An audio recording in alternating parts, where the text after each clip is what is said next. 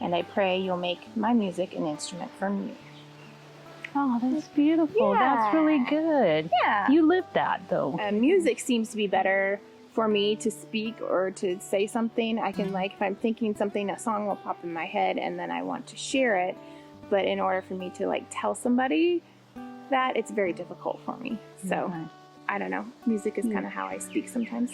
Okay, because I've had, and I've told you this before, that not only me, but my mom have walked into church service and you will say something like, well, I had a different song planned, but, you know, God's telling me to do this other. And it would be like a song that was like directly connected to something I was going on. That's a God thing, because that is not me. And I just want to know, like, walk me through that. Yeah. It's not me. Are you asking God, or are you... Like, when I start for music, is that kind of... Okay, so, like, during the week, a lot of times I'll just, a lot of times that commute to work that I have to do is a lot of times is my conversation with God a lot. So usually my main prayer is, okay, Lord, what do you have for me this week? What do you have for me this week? My goal as a worship leader has always been to prepare people for the message. That has always been my goal. I think that's what worship is all about. It's going, you're giving your praises to the Lord. However, my job, I feel like, as a worship leader, is preparing people to hear what God has to say. And God can use anything for that. And it could be something that they're going through, like you've said, that sometimes those things are things that maybe I'm going through and I need to hear that week. And that's when I get really emotional up on the stand, and that scares me sometimes. But I know that it's important too. I mean, people need to understand that you can be very moved by God, and God can move you in so many different ways with music, and then just leading into the sermon.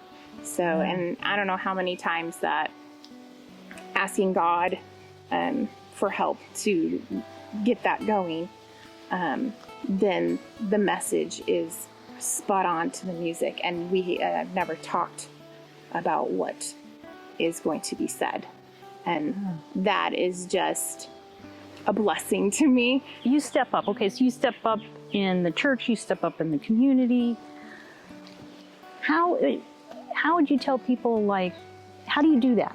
What's the encouragement and the motivation that you could share with people to, like, the difference between, oh, I want to make a difference, oh, I really want to do something, and then just, like, doing it? What's your secret? Well, there's been times where certain things I'm like, oh, I think I could do this differently, or I think this would benefit other people, or I have ideas. I love coming up with ideas. I absolutely love, like, thinking of things that we could do and things that, might be fun or might, help the situation. And a lot of times when I decide to help out, that's usually the main goal, is to make sure that it's beneficial. So I think the main thing is that you're going into it to make it better. And most of the time you do not feel equipped. You feel like sometimes you get into it and you're like, what am I doing? I don't think, and I've had to really decide that it's okay to not be cookie cutter and perfect. And, when I was doing Sunday school, we had a very, very, very important person who has been a mainstay in the church. She was an amazing woman that passed away. Then I took that Sunday school class, and I felt so inadequate. Oh, yeah. But then God gave me the idea that I'm a different teacher. I'm a way different teacher. In VBS is the same thing. We had somebody who was doing the Bible stories, and they moved on, and they asked me to do it. I was like, are you sure? Are you sure? Because the lady who did it before, she was very, very good at it, and she has a very different personality than I do.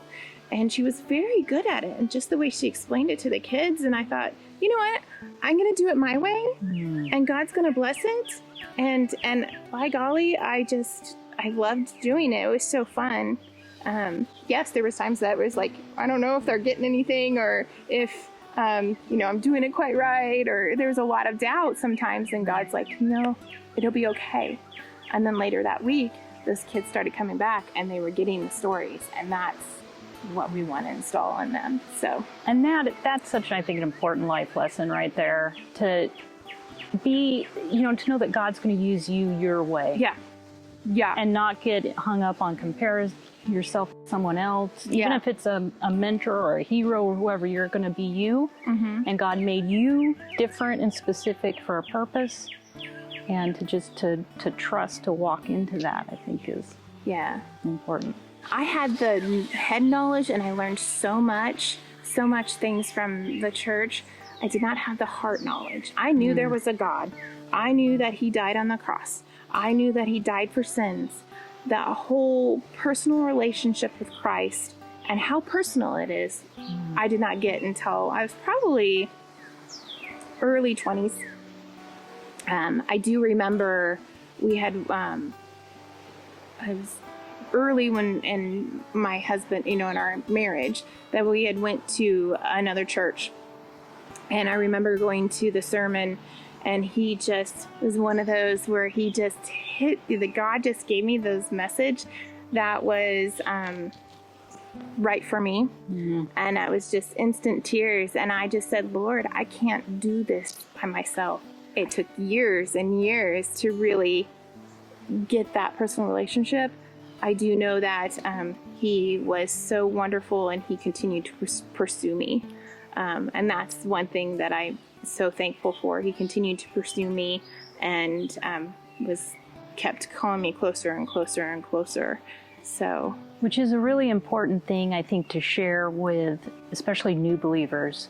Because I think sometimes, we in the church, all of us, can kind of almost give the impression like, okay, you're saved, you're baptized, and that's it. But that's just like a beginning. Yeah. Jesus keeps working. And I brought the Bible out because just kind of almost, and I think that sometimes we look at this book and we think, I want to read this in a year. Yeah. I've done that. I tried. I did not get through. It took me a couple tries. I'm older. I've had more chances. It's okay to just slow down. It's okay to just, if you open the Word in the day and you just do one verse. Yeah. And really spend time in that verse. And I'm going to go back to that in a different translation, that Psalms 27:28, because you're talking about the heart. And the NLT version has it, my heart has heard you say, come and talk with me. And my heart responds, Lord, I am coming. I love that. And I think it's important really to put ourselves in those verses, like Lord Shannon is coming. Yeah. Lord Vicky is coming. And I guess that's the thing that I just really, you inspire me and I learned from you, is that you, like right off the bat, you said, I asked God. You seek him. Because what are we doing if we don't? The best place is to be in God's will. I'm still a work in progress, and I'm still constantly trying to make sure I'm not always wanting to follow. When we don't follow his will, it seems like we just mess it up anyway. And then we have to retrack it and start over. And God will bless it, and he will, all things will be good through him. So, yeah. But I can speak to that a little bit too, because, I was early on, thanks to my family, knew Jesus, knew the Word. I was given a children's Bible by my grandmother, and I loved it because it had illustrations of Jesus with the lamb and stuff. And I went through a period of my life after college where I think if anybody had asked me, are you a believer? I'd be, yes, I'm a believer. Yeah. But I also went through some really dark days of, where I even really considered and kind of planned, to take my life. And that was because even though I would say I was a believer, I had zero relationship with Jesus. Yeah. I mean, I didn't think about him. Wasn't in the Bible, wasn't in the Word or anything. And I just remember one really dark night where I was kind of planning how to take my life. And I just heard, God say, I love you. You need to get help. Mm-hmm. And when I called to try to get into therapy, the first place I called said, we were too booked. We can't take anybody new, but here's this lady, try her. And God got me in with a Christian therapist. And the first thing that she said was that she assigned me to do as like homework was to read the Psalms. Yeah. What I love about Psalms, and when you said Psalms, it instantly popped in my head because I've had troubles with depression myself. Mm-hmm. In high school, I had plenty of dark times. There was a time in my life, the last 15, 20 years, that we were in some pretty dark stuff. And God has restored that. And it was really tough during those times.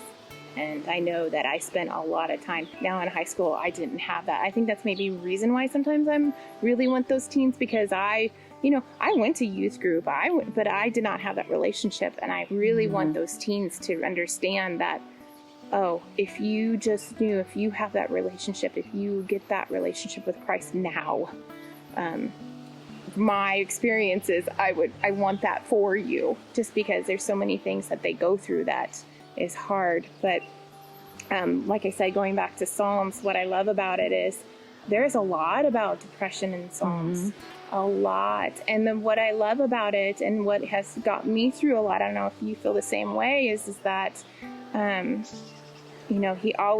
he allows himself to feel it. However, he brings it back. Yeah. And that's what I think a lot of it we have to do. We have to be able to bring it back to a glorifying God, and knowing that God is still good, even though our circumstances may not be good. And so that is just, that's the first thing I thought when you were talking about Psalms, is how much David went through those pits of despair, and, just that downward spiral that we can feel, and how he just brought it always back. Yeah. So God used him like he uses you to through him, like when you are up there singing and you're giving voice to something in my heart that I need to have a conversation with God about, reminds me of David, because that's really what he does in Psalms. He helps us have those difficult conversations to confront death, the grave, sorrow, pain, disappointments, but to just be honest with God and listen to him, seek him, and he's going to talk to us, and he's going to, like you say, bring us back to a place of peace and renewal and life. To be a testimony, I think you really have to have that connection, and like you say, like the way you just start to just ask God, okay, God, what do you want? Yeah. What do you got for me this week? Yeah, what do you got for me this week?